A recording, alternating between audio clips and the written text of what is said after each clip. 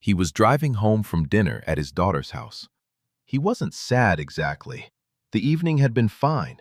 Good even. He'd helped his granddaughter with a puzzle. He'd eaten well. He'd driven away with the satisfied weight of an evening spent around people who loved him. And then he stopped at a red light, and a couple crossed in front of his car, arm in arm. Nothing special, just two people moving through the cold together. And something in him went quiet. Not the quiet of peace, not the quiet of sadness. Something else. Something more like recognition. Like a part of him had looked out through his eyes, seen those two people, and understood something it had been trying to find words for across months, possibly years. He sat through the green light, just for a moment. Then he drove on. He never told anyone about that moment. How do you tell someone about a moment like that? What do you even call it? I'm Marcus, and if you know exactly what that red light felt like, if you've had your own version of it, in a car, or a kitchen, or a supermarket aisle, this video is the conversation no one has offered to have with you. Until now. Before we go anywhere else, I need to name what that moment actually is. Because most men who've had it have never heard it named. They felt it. They've driven away from it. They filed it somewhere unlabeled and returned to their lives. But they've never had anyone sit across from them and say, yes, that was a real thing. That was a specific kind of grief, and it is one of the hardest kinds to carry, because it arrives without witnesses and leaves without ceremony. Here is what that moment is not. It is not a breakdown. It is not depression. It is not giving up on yourself or on life or on the possibility of meaning and connection. What it is, and I want you to hold this carefully, is a threshold. A specific and significant moment in a man's life when something that was possible and open becomes not impossible, but uncertain in a new way. When the future that included falling in love again shifts from being assumed to being genuinely unknown. That is not a small thing. For a man who genuinely wanted partnership, who gave real years and real heart to real people, the quiet closing of that chapter is a genuine loss. And genuine losses deserve to be seen. You are not weak for having felt it. You are not dramatic for having sat at that red light an extra moment. You are a man who had a real experience and who has been carrying it alone in the way men carry things, which is mostly in silence and mostly without complaint and mostly very, very well until they can't anymore. Today, I want to help you set some of it down. The moment doesn't arrive the same way for every man, but here are the 5 forms I have seen it take most often. Listen for the one that sounds like yours. Form 1. The restaurant table. He's out to eat, alone, which is fine. He's comfortable in his own company. He orders well. The evening is pleasant. And then, a couple at the table next to him does something small. She laughs at something he says, and he puts his hand over hers, briefly, absently, like touching something you've touched 1,000 times and never think about anymore. And the man watching them thinks, not consciously at first, when was the last time someone touched my hand like that? He couldn't answer the question. It had been too long to count. He paid his bill. He tipped generously. He drove home. And he didn't mention it to anyone, because what would he even say? Form 2. The waiting room. He's at a medical appointment. Nothing serious. A routine scan, a follow-up. But as he sits in the waiting room, he notices something. Almost everyone else has someone with them, a spouse, a partner, someone to drive them home, someone to ask the doctor questions he might forget to ask. He looks at the empty chair beside him. He looks at his phone. No one waiting for a text saying everything is fine. He is capable. He is managing. He has managed his whole life. That is not the problem. The problem is the simple arithmetic of the chair. Form 3. The holiday ornament. He's decorating for the holidays. He opens a box of ornaments and finds one from an old relationship. Not recent, maybe 15 years ago. He doesn't know why he kept it. He holds it for a moment. And what moves through him isn't grief about her. It isn't regret about anything specific. It's something more diffuse. A recognition that the house used to be decorated by two people, and now it's decorated by one. And that at some point, he doesn't know exactly when, some point became from now on. He hangs the ornament. He puts on music. He finishes the decorating. He's fine. He's fine. Form 4. 3 a.m. and the ceiling. He wakes at 3 a.m. for no clear reason. He's not anxious. He's not unwell. He's just awake. In a house that is quiet in the specific way that houses are quiet when only one person is in them. And he lies there thinking, not dramatically, but clearly, this may be the shape of things from now on. This ceiling, this quiet, this very good life that is, at 3 a.m., asking him a question he has not finished answering. He falls back asleep before he finds the answer. He wakes up and makes coffee, and the question is there, waiting quietly in the corner, as it always is. Form 5. The closed app. He's been on the dating apps for months, maybe longer. He doesn't hate it. He's not the kind of man who rails against technology.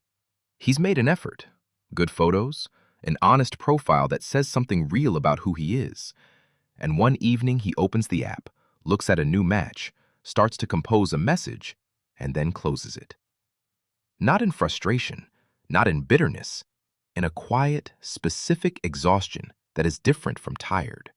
The kind of exhaustion that comes when a man has finally run the numbers honestly, and the numbers are saying something he's been trying not to hear.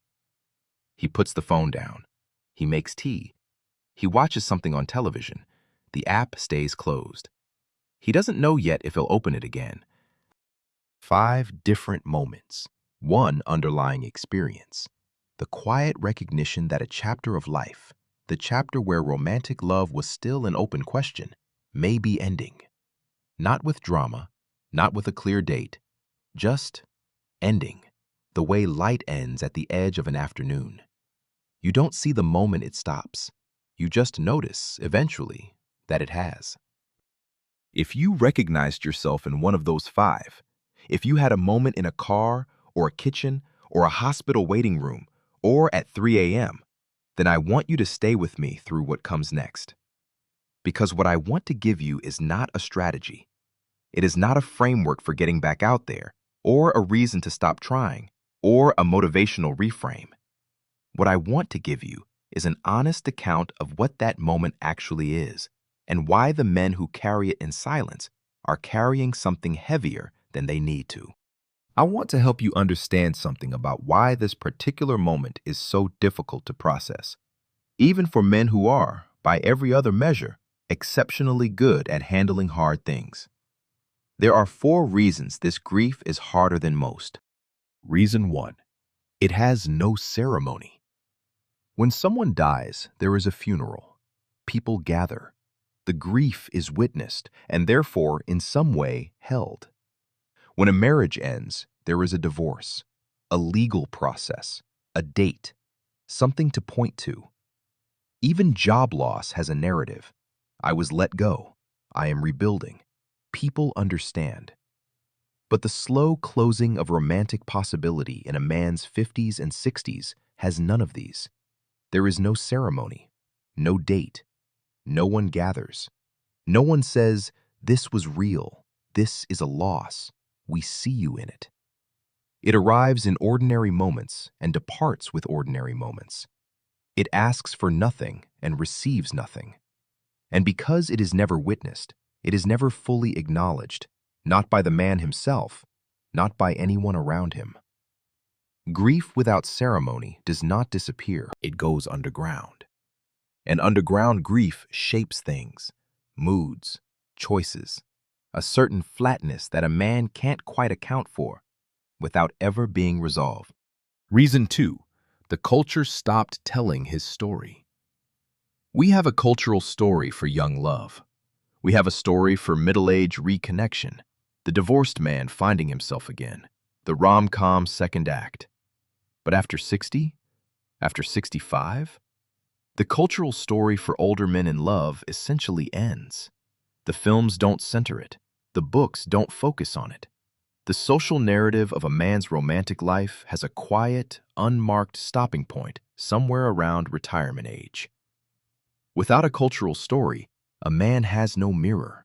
He has no narrative to hold up to his experience and say, yes, this is what this is. This is a known thing. Other men have been here. Here is how it was held. He is experiencing something real and significant, and the culture is, simply, not talking about it.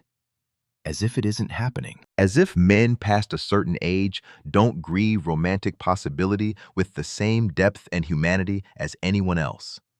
That silence is not neutral. It is its own form of erasure. Reason 3. It lives behind competence. Here is the specific cruelty of this grief for this particular type of man. The men most likely to be sitting with this unnamed grief are not the most fragile men. They are, almost invariably, the most functional, the most capable, the men who kept showing up, kept building things, kept taking care of business regardless of what was moving through them. And that same competence, the thing that got them to 62 with a good life and their self-respect intact, is the thing that makes the grief invisible. Because functional men don't broadcast. They absorb. They process privately, or they don't process at all, and move forward on pure momentum. The grief doesn't show, so no one sees it, so no one asks about it. And the man continues, functional and full, and quietly carrying something that he has never had the chance to set down. Reason 4.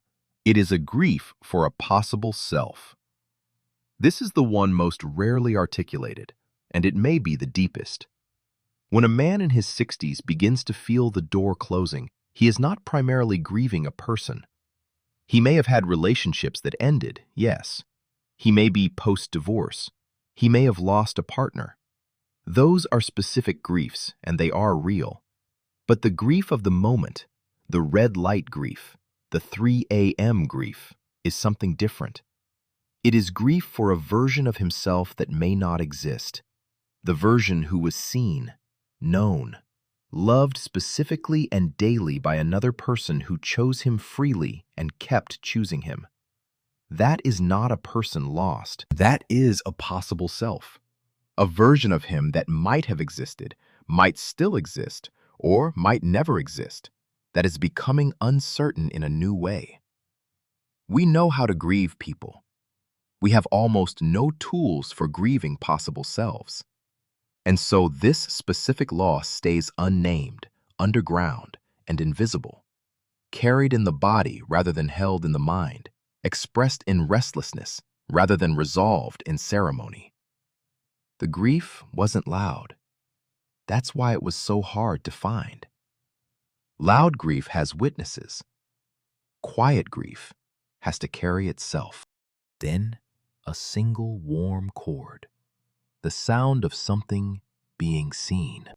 I want to offer you a reframe, not as comfort, as precision. The moment at the red light, or the hospital chair, or the holiday ornament, or the 3 a.m. ceiling is almost universally interpreted by the men who have it as a signal of loss, as the beginning of an ending. What I want to suggest is that it is something else. Something that feels like loss, but is actually something rarer, a moment of profound clarity. Here is what that moment actually contains, if you look at it carefully. It contains an honest accounting, possibly the first fully honest accounting a man has ever made of what he genuinely wants. Not what the culture tells him he should want, not what his loneliness tells him he wants, but what he, this specific man with this specific history, actually, genuinely, in the quiet of a red light, wants. For some men, That accounting reveals, I do still want partnership. I want it genuinely, not from fear or loneliness, but from a real and human desire for the specific intimacy of being known by another person. That is a valid answer, and it changes how you pursue connection, with clarity rather than urgency, with standards rather than desperation.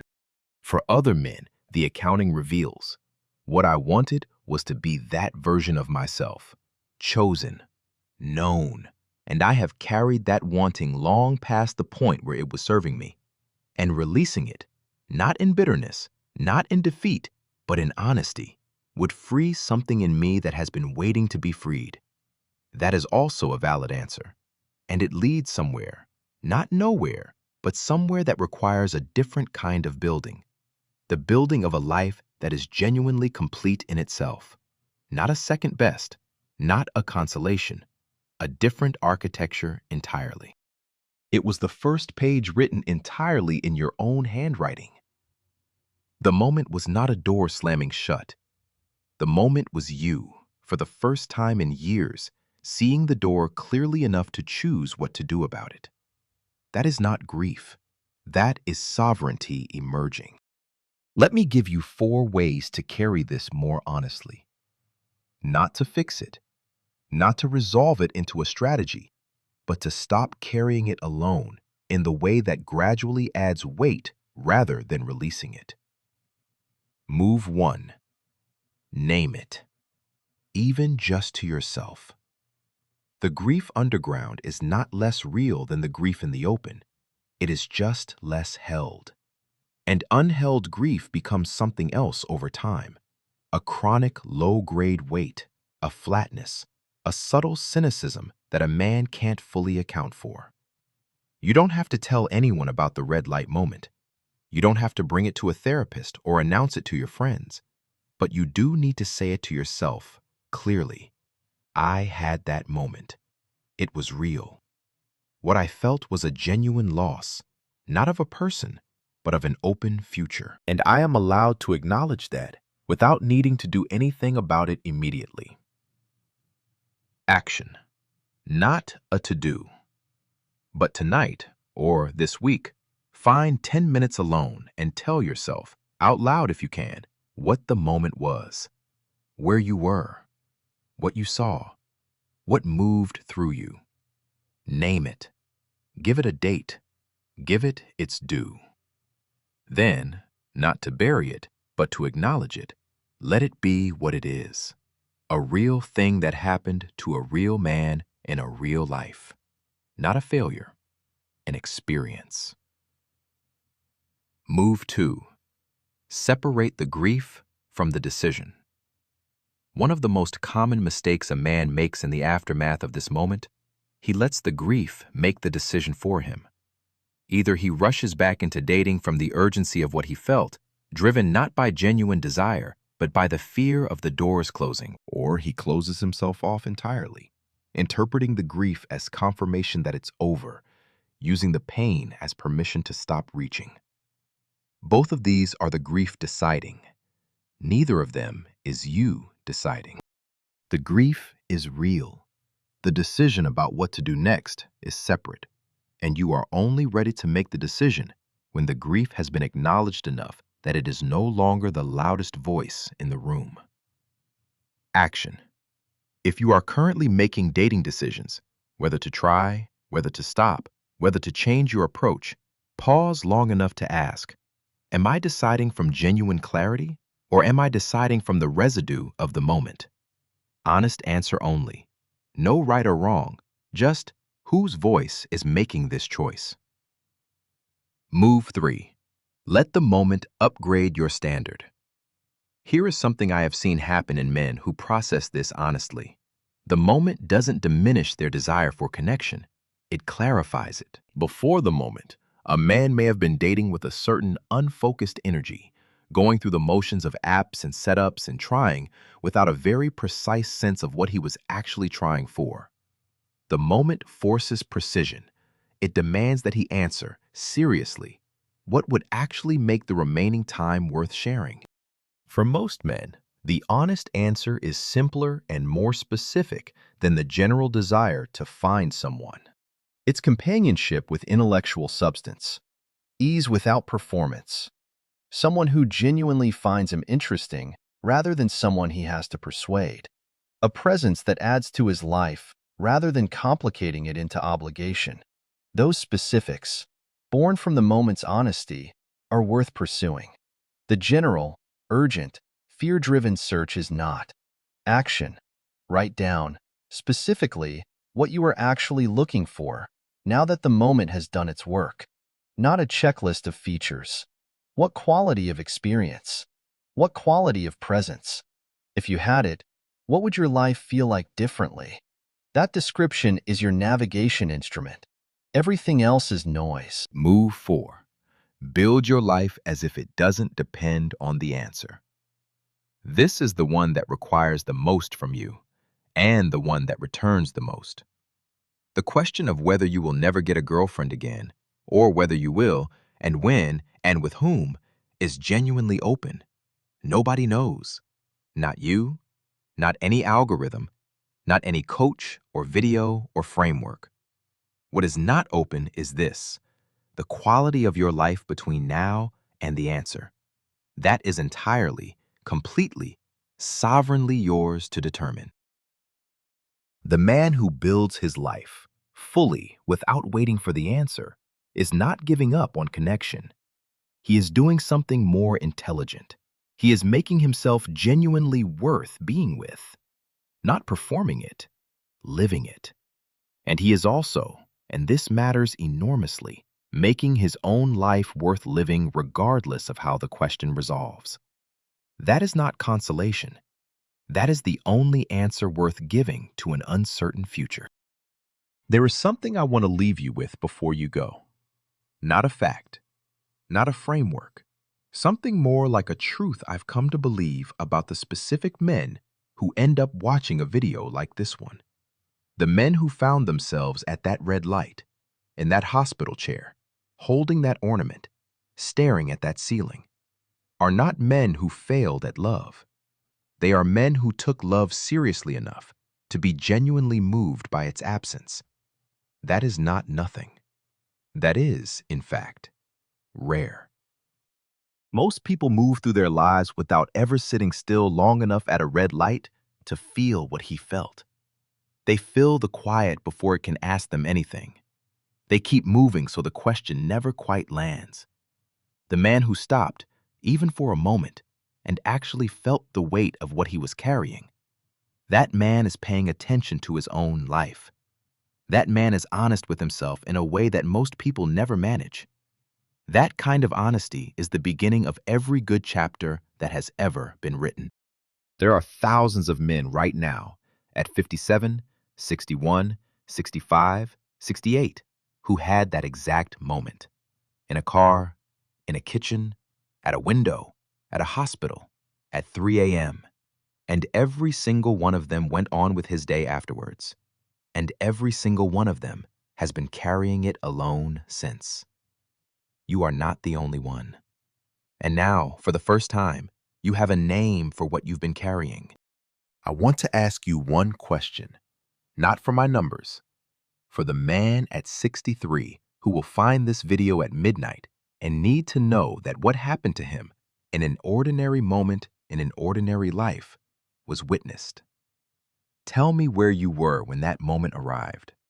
Not what you decided, not what you did about it, just where were you? What were you doing?